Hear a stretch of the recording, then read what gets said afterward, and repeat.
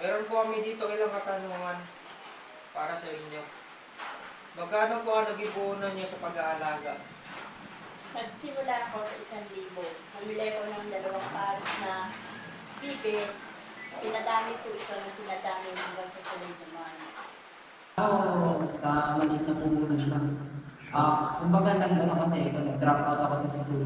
Then yung nag-start ako mag-work. Then yung kinikita ko, inipon ko. Then nag-start ako sa ilang bago, nag-tatlo. Then sinusupport ko yun sa pamamagitan ng siyempre, naging sa trabaho. Bali po kasi yung namuhunan doon ay yung nanay ko po. Yung naging puhunan niya po ay 10K. Kasi po bumili siya ng 2 inahin tapos isa pong barako na kambing. Para po makapagparami sila. Wala po ang negosyo ko nung binigyan ko ako ng aking tatay ng 1,000. Nakabili po ako doon ng 2 na yun po yung nagpalago sa business ko. Simula po nung nagsimula kayo, may naging pagsubok, dagok na po ba kayo nakaharap? Siguro meron na kasi when it comes to business kasi, meron ka talaga magiging problema o kaharapin na pagsubok. Kasi nga, halimbawa, pag nagkakasakit yung mga kambing na inaalagaan ko, syempre, mapapaisip ako, ano nga ba yung gamot nito, ganun.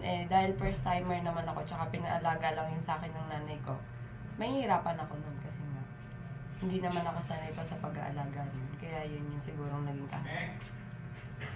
Alam niya sa pag-aalaga ng baboy is yung weather. Marami kasing factor para hindi naman kasi consistent itong bagay yung kita sa baboy. Kumbaga parang umiikot lang yung pera mo. Then, syempre, meron din to kahit konting kita. Kaso yung pagod mo lang din yung Sa pag-negosyo po, marami pong mga pagsubok na pagdadaanan. Hindi po mawawala doon sa mga napagdaanan ko yun. Magkaroon po ng sakit yung mga balak na inaalagaan. Gaya po nung nagkaroon ko ng birds flu na talagang nagpababa po sa pagdalo ng business ko po kasi halos mamatay na po lahat ng mga manuka. Oo, nag-umpisa pa lang ako noon na ilang taon pa lang ako nag-aalaga na kasi ang aming nakaalagang bibi. Halos makarami sa kanila ay namatay. Pangatlong tanong po. Anong hayop po ang inaalagaan nyo at bakit yun po ang napili nyo? Ang hayop na inapili kong alagaan ay bibi dahil ang bibi ay madaling dumami. Yan kasi, madali lang siyang paramihin. Tapos, hindi na rin ikaw gagastos sa pagkain kasi kahit saan mo siya dalhin, basta merong damo, makakakain na siya. Ang inaalagaan ko po mostly is mga 45 days. Kasi po, bukod po sa mas mabilis silang magpalago, suitable din po siya sa environment na meron po ako. Ano po yung naging motivation nyo o reason sa pag-aalaga ng kambing? Siguro yung isa sa rason ko is malaki yung magiging kitaan kasi pagkakambing. Kasi nga mabilis siyang maparami. Tapos, yung puhunan niya kasi is madodoble o matitriple pa pag naparami mo siya ng naparami. Alaga ako ng hayop na bibi para matulungan ko ang aking asawa. Magkaroon ako ng extra income. Ang naging motivation ko po para i-pursue yung business na yun is yung father ko po, which is mahilig din po siya sa manok. And sa reason po na gusto niya rin po ako mag-business, tinupad ko rin po yung hiling niya na maging isang ganun ako. Pero sa una po, meron akong pag-aalahan. Pero ngayon naman po, minamahal ko na po yung mag-business. Ano po ba yung binibenta nyo? Itlog po ba o karne? At magkano po ito? Ang binibenta ko ay karne. Pag marami na akong naalaga ang bibi, nagbebenta ako ng karne 150 per kilo. Pareho po silang binabenta. Everyday po kasi nag-harvest po kami ng itlog at nagsusupply po ako sa mga kalapit na sari-sari store sa amin. Then dun naman po sa may manok na malaki na po,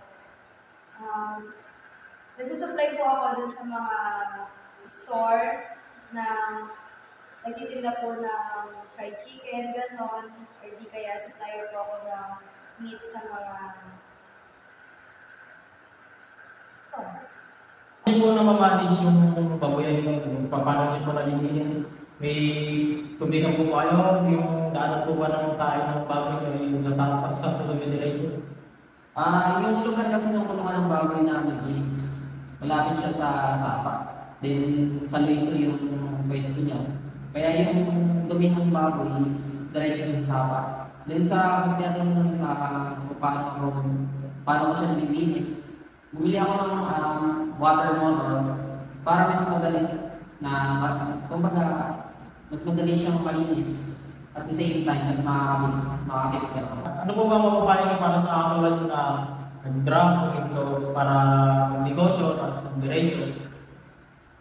May papayo ko sa mga nagbabalak na business na ganitong klase, nature of business is pagaya nung palagi sinasabi ni Kuya Ping Matias, ang buhay ay weather lang. So kasi sa pag-aalaga ng baboy, talagang hindi maiiwasan yung pagkalugi. Kahit sa amin ng libon, hindi natin maiiwasan yung pagkalugi. Ang kailangan natin is, kailangan natin bumawi sa mga susunod na araw at kung paano natin babawiin yung nalugi natin. Huwag tayo mawala ng pag-asa na porket nalugi tayo, ito na tayo. Pagka ganun yung mindset mo, hindi mo magiging problema. Hindi mo magugulo ka sa person.